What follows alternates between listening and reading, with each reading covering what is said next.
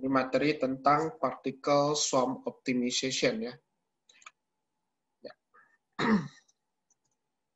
Apa itu PSO ya? Particle swarm optimization ya. Pasti kita tanya nih, apa sih particle swarm itu ya? Beda dengan enkoloni ya. Nah, particle swarm optimization ini ditemukan oleh James Kennedy dan Russ Eberhard ya pada tahun 95 ya. Dan ini terinspirasi dari tingkah laku sosial kawanan burung yang terbang secara berduyun-duyun atau bird flocking, atau gerombolan ikan yang berenang berkelompok ya, atau fish schooling. Jadi ini awalnya itu dari kawanan burung yang berterbangan ya, atau bird flocking. Kemudian burung dan ikan ini memiliki kecerdasan luar biasa ya katanya ya. Karena waktu Anda melihat perilaku dari burung ataupun ikan ya, mereka punya satu intelijensia per individunya ya. Itu mereka mengikuti aturan dari rail knot ya dalam membentuk satu kawanan flocking ya. Nanti kita lihat konsepnya kenapa dia bisa mengikuti aturan itu ya. Nah, sekarang kita lihat apa itu PSO ya. Jadi PSO ini didasarkan pada perilaku sekawanan burung atau ikan. Jadi walaupun yang kita maksud di algoritma ini adalah bentuknya partikel, sebenarnya dia konsepnya itu mengadopsi perilakunya aja ya, perilaku dari burung ataupun ikan. Algoritma ini meniru perilaku sosial organisme ini, ya. Perilaku sosialnya terdiri dari tindakan individu dan pengaruh dari individu lain dalam satu kelompok. Ya. Jadi kata partikel ini menunjukkan seekor burung dalam kawanan burung atau seekor ikan dalam kawanan ikan. Nah, setiap individu atau partikel ini berperilaku dengan cara menggunakan kecerdasannya atau intelligence-nya sendiri dan juga dipengaruhi perilaku kelompok kolektif. Ya, jadi satu individu ini sudah punya intelijensia sendiri. Ya, dalam waktu dia melakukan satu proses, ya, ini juga dipengaruhi oleh perilaku kelompoknya. Nah, itu. Jadi ini yang dinamakan dengan particle swarm. Nah, jika satu partikel ya atau seekor burung menemukan jalan yang tepat, ya, atau mungkin jalur terpendek gitu, menuju ke sumber makanan, sisa kelompok yang lain juga akan dapat segera mengikuti jarak tersebut, ya, meskipun lokasi mereka jauh di kelompok tersebut. Gitu. Kalau di algoritma semut kan dia ngandalkan feromon. Jadi feromonnya makin naik, itu jejaknya makin tinggi, maka dia ngikut kawanannya. Kalau yang ini enggak, ya. Ini berdasarkan nanti adalah kecepatan, ya, kecepatan dan alignment-nya. Ya. Walaupun dia jauh, tapi dia bisa ngikut gitu. Nah, dalam PSO, kawanan itu diasumsikan sebagai ukuran tertentu dengan setiap partikel. Awalnya terletak di suatu lokasi yang acak dalam ruang multidimensi. Nah, setiap partikel diasumsikan memiliki karakteristik posisi dan kecepatan. Ya, kalau Anda melihat bahwa burung terbang, berarti kan dia karakteristiknya adalah pasti ada posisinya ya, posisi burungnya di mana dan kecepatan terbangnya. Nah, termasuk juga di partikel swarm ini.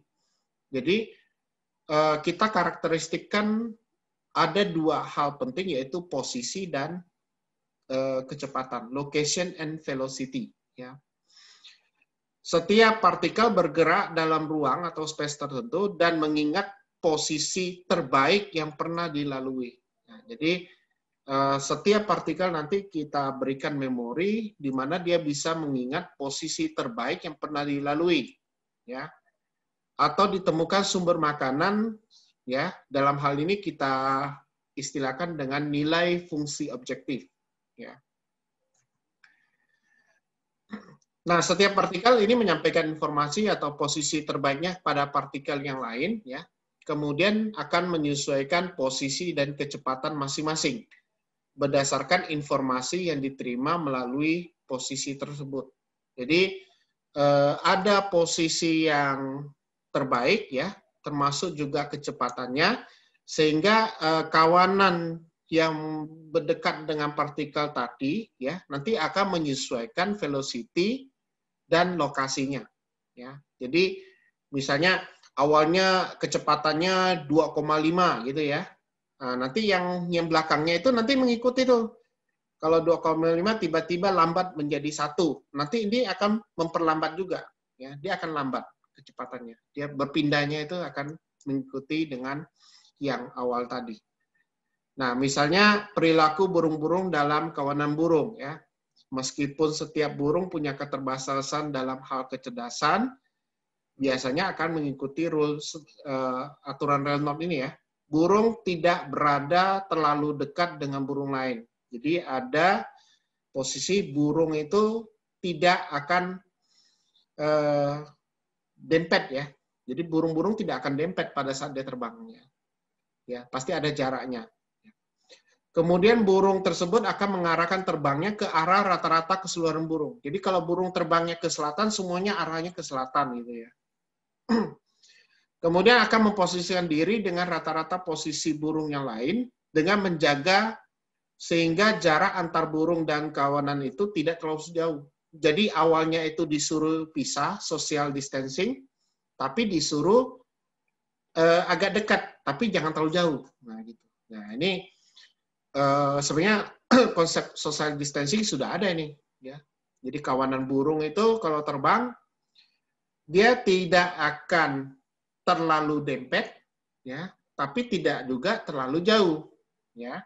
Dan arah terbangnya selalu mengarah yang sama. Nah, itu adalah 3 hal yang dikemukakan di dalam aturan Reynolds, ya. Jadi bisa kita ambil 3 faktor utama, kohesi, yaitu terbangnya bersama, separasi jangan terlalu dekat, penyesuaian atau alignment mengikuti arah yang bersama. Ya, jadi PSO dikembangkan, ya. Ini berdasarkan pada model ketika burung mendekati target atau makanan, ya, bisa maksimum, bisa minimum suatu fungsi tujuan, secara cepat mengirimkan informasi pada burung-burung yang lain dalam kawanan tertentu. Jadi kalau Anda pernah lihat bersuami itu terbang, ya, mendapatkan satu sumber makanan, dia akan balik menyampaikan informasi ke kawanan, ya, dan kawanan itu akan ngikut, ya. Burung yang lain akan mengikuti arah menuju ke makanan, tetapi tidak secara langsung, ya. Jadi ini tidak secara langsung. Ya. Ada komponen yang tergantung pada pikiran setiap burung, yaitu memorinya tentang apa yang sudah dilewati pada waktu sebelumnya. Jadi kalau di N-koloni kita tambahkan satu variabel untuk menampung memori, ya. Nah, itu biasanya kita namakan tabulis. Nah, di sini juga akan kita berikan memori, ya. Jadi burung-burung atau partikel nanti yang setiap sudah melakukan satu travel gitu, itu sudah menyimpan apa yang sudah dilewati, ya. Nah, ini bagaimana PSO-nya itu bekerja, ya. Nah, pada algoritma PSO, ya, pencarian solusi dilakukan oleh satu populasi yang terdiri dari beberapa partikel.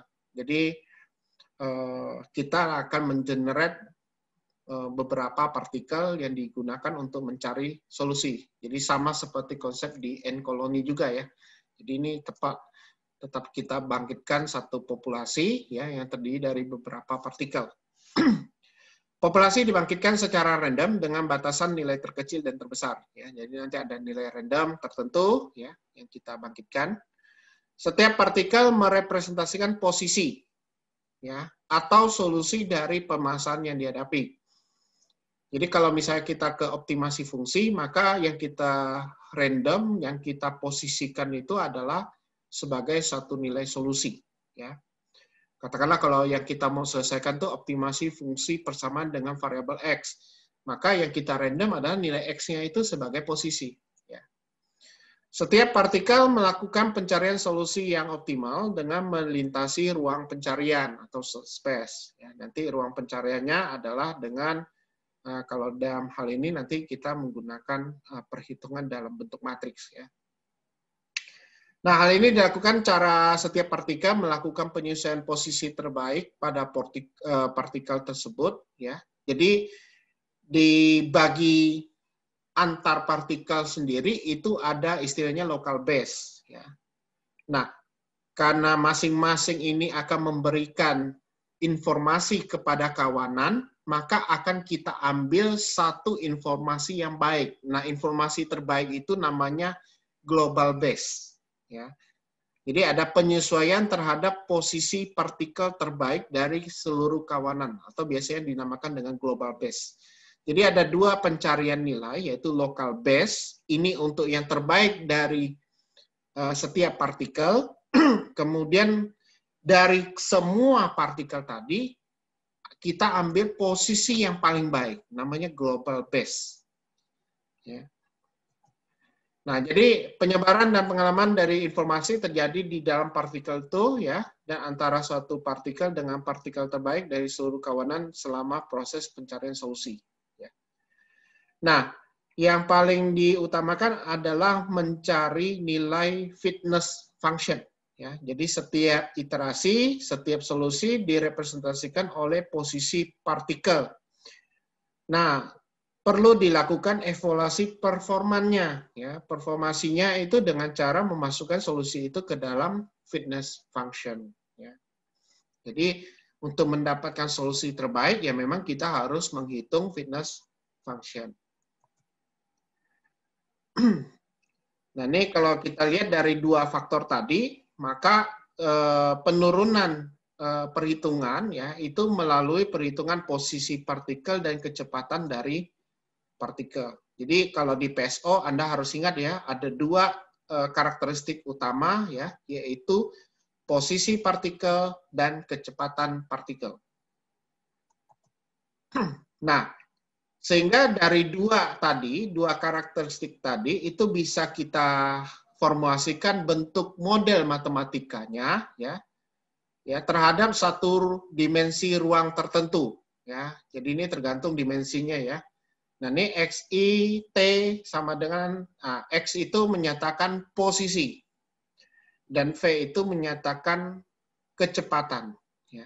Jadi nanti ada dua nilai yang memang tentunya akan kita tentukan ya, itu posisi dan kecepatan. Nah, kemudian karena kita menggunakan posisi dan kecepatan, maka kita juga harus melakukan proses mekanisme updating ya. Nah, updating ini berdasarkan posisi ya. Jadi yang pertama adalah posisinya dulu ya. Jadi kita pertama selalu mengupdate dulu posisi, ya, di mana posisi yang kita hitung itu adalah yang merepresentasikan local base dari partikel ke I, termasuk juga yang global base dari seluruh kawanan. Jadi nanti Anda bisa lihat di sini C1R1 kali. Nah ini yang local base, ya, yang ini yang global base, ya. Baru kita bisa update nilai velocity. Ya.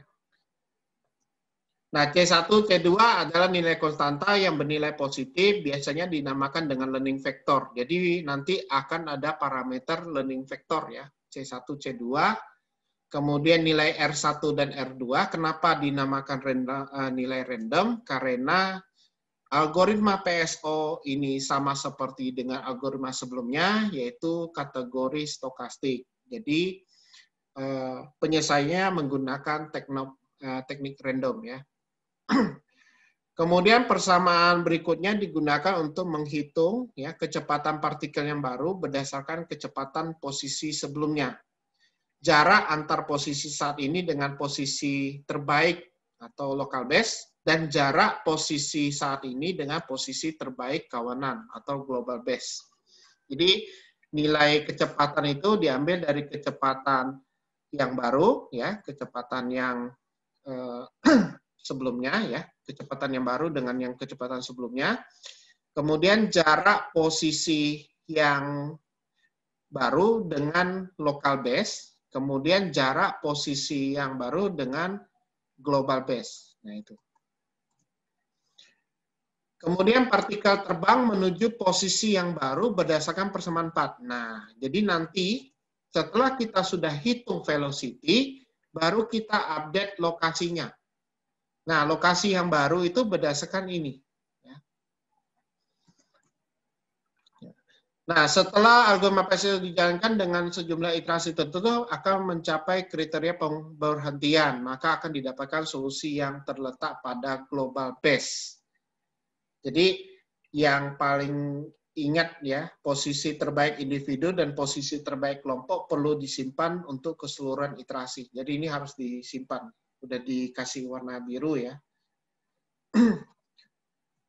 Nah, model itu disimulasikan dalam ruang ya dengan dimensi tertentu ya dengan sejumlah iterasi sehingga setiap iterasi posisi partikel akan semakin mengarah ke target yang dituju. Ya. Nah, ini perlu kita batasi ya dengan cara menentukan nilai maksimum iterasi ya sehingga memang kalau tidak kita batasi ini akan apa ya? Akan berlanjut terus ya. Maka memang kita bisa berikan satu nilai kriteria penghentian. Nah, ini adalah algoritma atau langkah-langkah dari algoritma PSO ya. Yang pertama kita harus membangkitkan posisi awal sejumlah partikel sekaligus kecepatan awalnya secara random. Jadi awal itu memang kita beri nilai random untuk awalnya ya, kecepatan awal. Ya. Beda dengan ilmu fisika ya. Kalau namanya kecepatan awal, dalam posisi diam kasih nilainya pasti 0 kan. Nah, tapi kalau di PSO biasanya kita random nilainya ya. Kemudian evaluasi fitness dari masing-masing partikel berdasarkan posisinya. Nah, ini biasanya kalau kita menyelesaikan satu nilai optimasi fungsi, maka nilai fitnessnya itu kita menggunakan nilai fungsinya aja ya. Jadi nilai fungsi tadi itulah evaluasi fitnessnya. Kemudian tentukan partikel dengan fitness terbaik dan tetapkan sebagai global base. Ya, jadi yang dari semua tadi ya partikel yang terbaik yang mana? Nah, itu yang kita tentukan sebagai global base. Untuk setiap partikel ya local base awal akan sama dengan posisi awal ya. Nah, ini kita lakukan ulang secara looping ya. Dengan menggunakan local base dan global base yang ada, perbaharui kecepatan, kemudian update juga posisi, ya, kemudian evaluasi lagi setiap nilai fitness dari setiap partikel. Kemudian tentukan lagi partikel dengan fitness terbaik, tetapkan sebagai G-base, kemudian untuk setiap partikel tentukan P-base lagi, dan seterusnya. Dan ini kita looping. Ya, sampai memenuhi kriteria ya. Jadi kriteria misalnya kalau iterasi maksimumnya berapa gitu ya. Nah, ini inti dari algoritma PSO ya. Jadi kalau Anda lihat di sini yang kita butuhkan adalah posisi awal sejumlah partikel. Nah, itu dengan kecepatan awalnya itu secara random ya, kemudian lakukan evaluasi fitness ya dan seterusnya. Nah, ini kalau implementasinya ya untuk PSO, misalnya kita punya fungsi ini ya, maka bisa kita berikan batasan ya. XB itu adalah batas bawah dan XA adalah batas atas dari prosedur PSO. Sehingga waktu kita lakukan langkah-langkahnya ya, asumsikan ukuran kelompok atau kawanan jumlah partikel adalah N. Berarti waktu Anda mengenerate populasi, ya kita lihat berapa partikel nanti yang akan kita gunakan, yaitu dengan parameter N. N itu adalah jumlah partikel. Untuk mengurangi jumlah evaluasi fungsi yang diperlukan untuk menemukan solusi, sebaiknya N tidak terlalu besar. Memang disarankan untuk tidak terlalu besar, tidak juga terlalu kecil. Agar ada kemungkinan posisi menuju solusi terbaik atau optimal, ya jika terlalu kecil sedikit kemungkinan menemukan posisi partikel yang baik. Terlalu besar juga akan membuat perhitungan jadi panjang. Biasanya gunakan ukuran kawanan antara 20 sampai 30 partikel. Ini sesuai konsep yang dikemukakan oleh Rao ya. Nah, ini tergantung dari kasus kita juga ya, case kita. Jadi nggak sembarangan juga kita nentukan. Nah, biasanya dari riset dan eksperimental kita nih. Ya. Tapi kalau menurut konsep yang dikemukakan oleh Rao tahun 2009, ya biasanya digunakan 20-30 partikel. Ya. Kemudian nanti dibangkitkan populasi awal dengan rentang XB dan XA secara random hingga didapatkan nilai X1, X2, dan nilai velocity-nya. Nah, nanti partikel atau vektor koordinat dari partikel ya, selanjutnya dievaluasi nilai fungsi tujuannya, yaitu dengan nilai fungsi tadi. Kemudian kita hitung kecepatan setiap partikel, ya. Ya, kemudian kita lakukan looping, ya,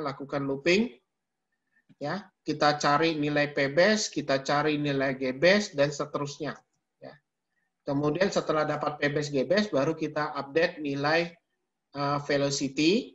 Baru kita update nilai posisi.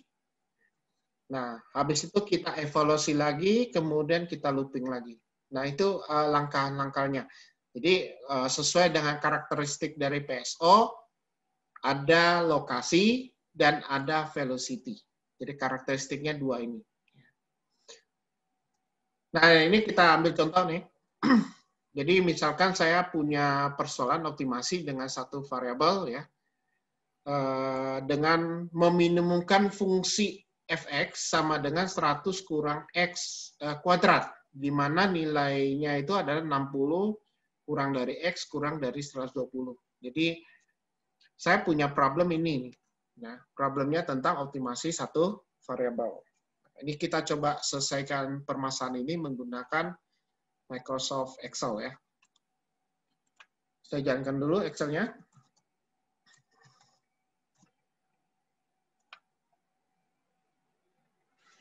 Kita copy dulu.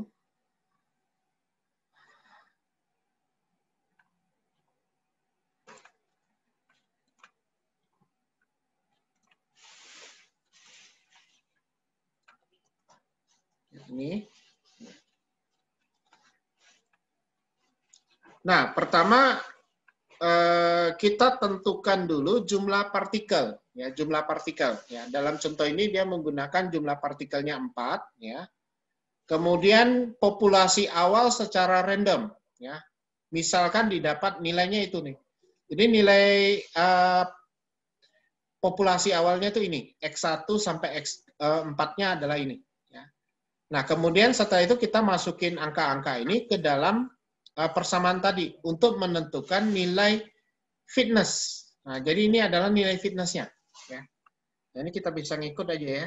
Jadi ini saya copy karena lebih gampang kalau kita lihat di sini. Jadi di iterasi awal ya nilai X ya. Ini 80, 90, 110, 75 ya. Jadi ada nilai ya.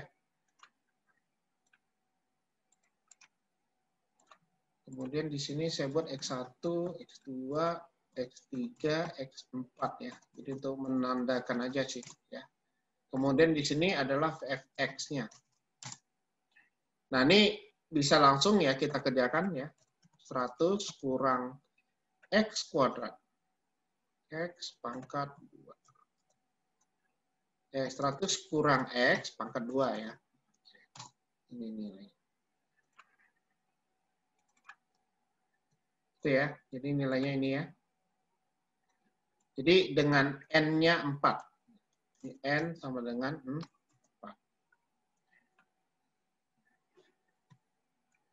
Dan ini adalah fungsinya. Dan ini nilainya di random ya. Jadi Anda jangan kaget kalau ini sebenarnya di random ya. Jadi randomnya itu dari 60 kurang dari X kurang dari 120 ya. Ini yang kita random. Nah, katakanlah dari 4 ini kita random dapatlah ini. Dan kemudian kita hitung nilai fx-nya.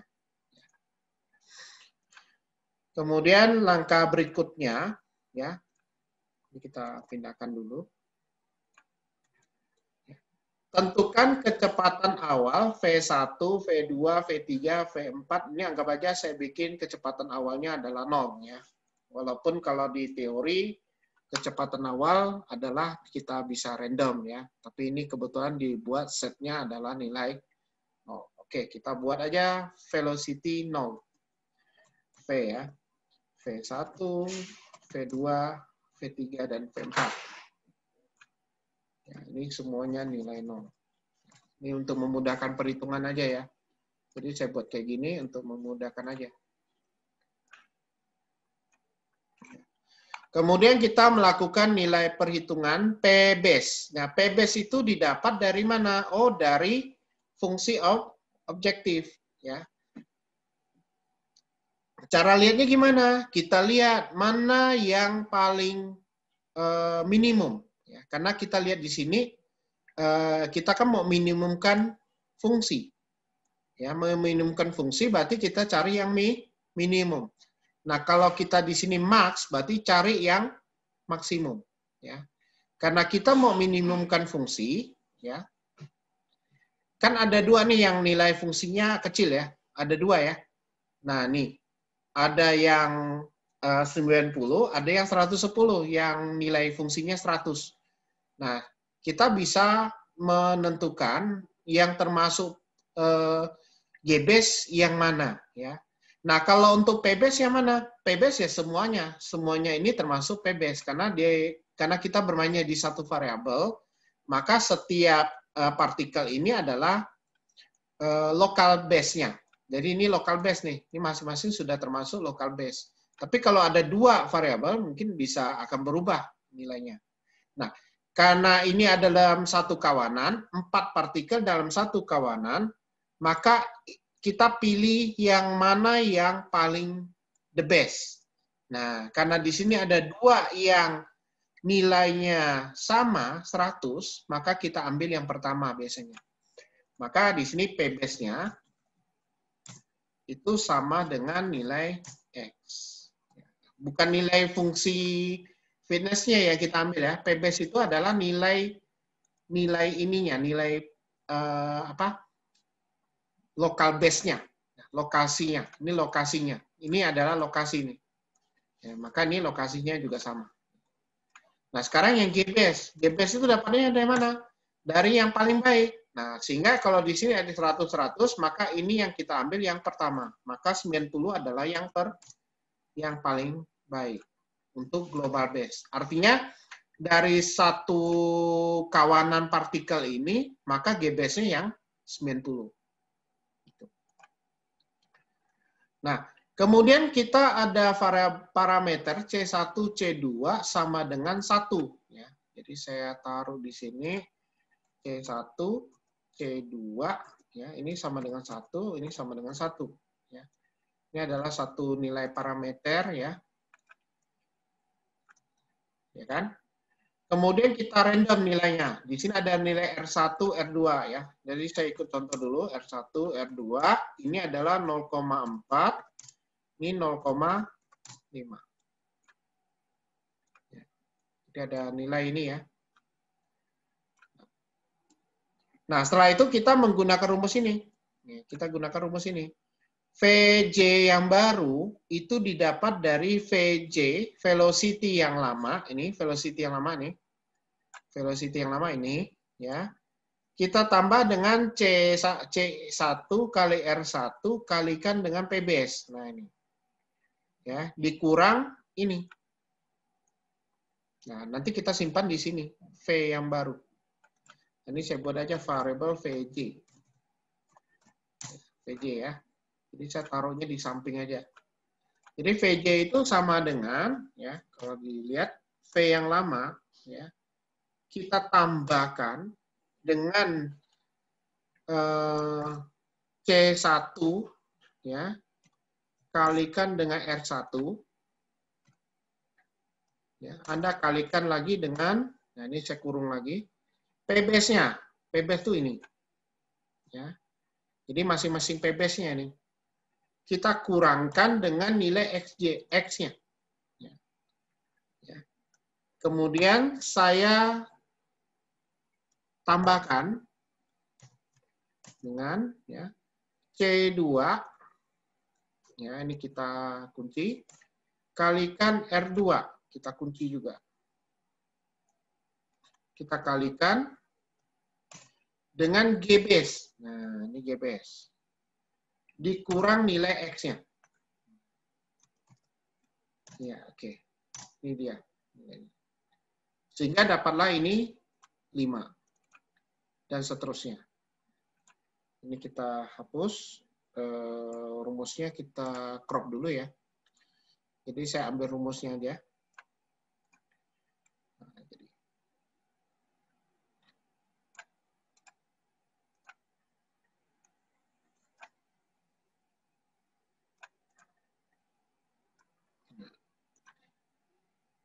Nah, sehingga nilainya adalah 5, 10, 5, 0, min 10, kemudian 7,5. Ya, ini ya.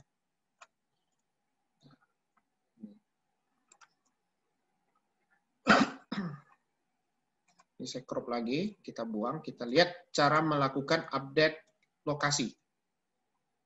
Nah, ini adalah nilai velocity yang baru. Ya. Nah, sekarang kita mau hitung nilai X1, X2, X3 yang baru. Cara mencarinya adalah kita menggunakan persamaan pada ini. Mana ya? Ini. XIT itu sama dengan VIT ditambah XIT min 1. Jadi kita hanya menjumlahkan dari ini dengan ini. Gitu loh. Jadi kita jumlahkan saja. Maka akan mendapatkan nilai XI yang baru. Nah, XI sama dengan nilai X yang lama kita jumlahkan dengan velocity. Sehingga inilah nilai XI yang baru.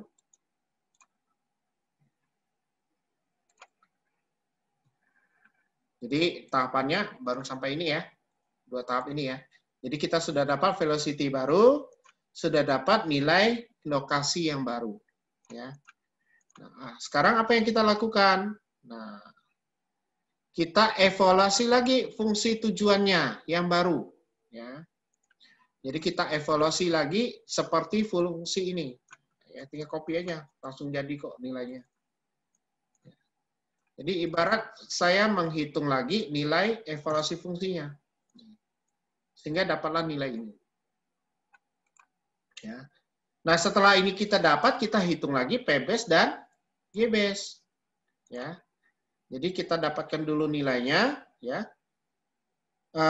Nah, nilai dari iterasi, nah ini kalau kita lihat, nilai dari F dari iterasi sebelumnya tidak ada yang lebih baik. Ya. Sehingga P-base untuk masing-masing partikel sama dengan nilai X-nya, yaitu G-base 100. Nah, Anda lihat di sini. Nah, iterasi sebelumnya kan 400, 100, 100, 625. Di sini 225, 100, 0, 306,25.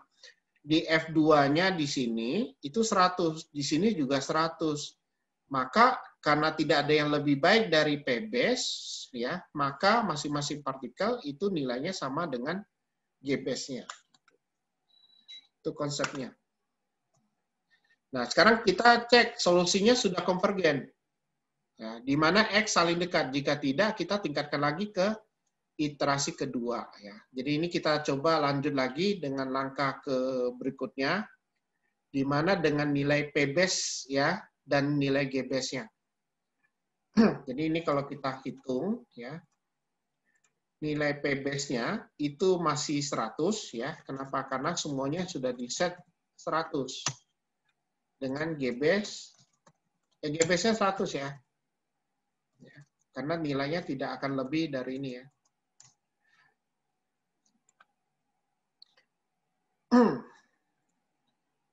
Ya, ini nilainya. Nilai P-base-nya ini ya. Jadi tetap ya. Nah, sekarang dari ini apa yang kita lakukan? Kita lakukan lagi hitung kecepatan baru ya. Dengan R1-nya 0,3, R2-nya 0,6. Berarti kita tambahkan lagi di sini, ini sama ya. Ini cuma nambahin sini.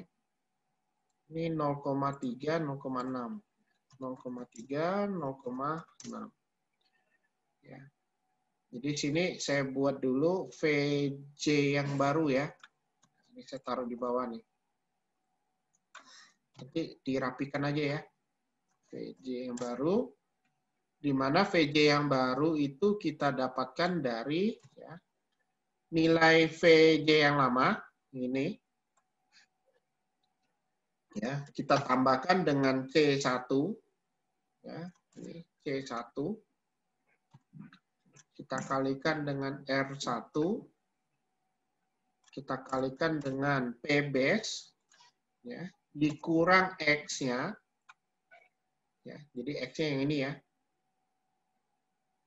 Kemudian kita tambahkan lagi dengan C2 ini kita kunci, kalikan dengan R2 ini kita kunci juga, kita kalikan dengan G base. Nah, ini G base-nya dikurang dengan nilai XI-nya. Jadi nilai barunya itu ini. Nilai VJ yang baru ya.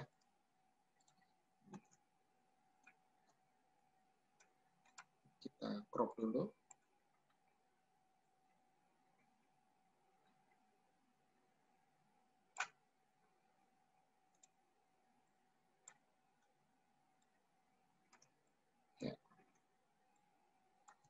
Nah, setelah itu kita hitung nilai X.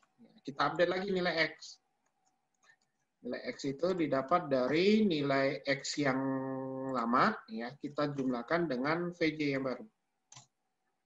Sehingga dapatlah nilai ini.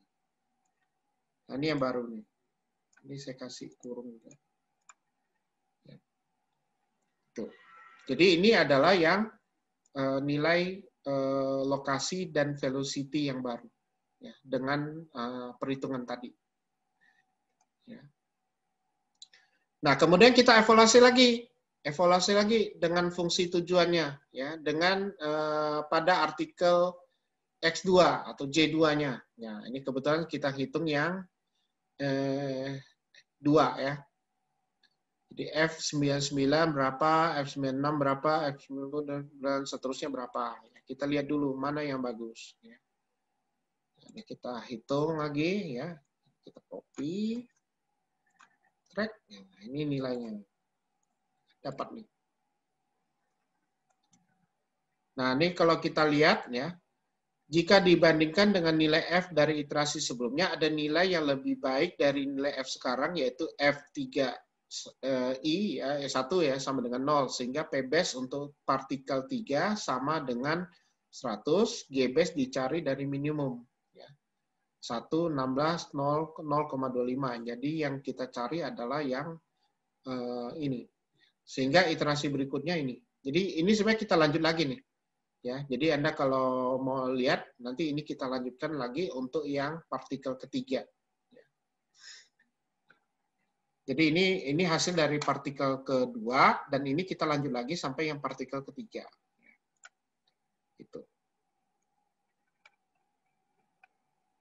Oke? Silakan ada yang mau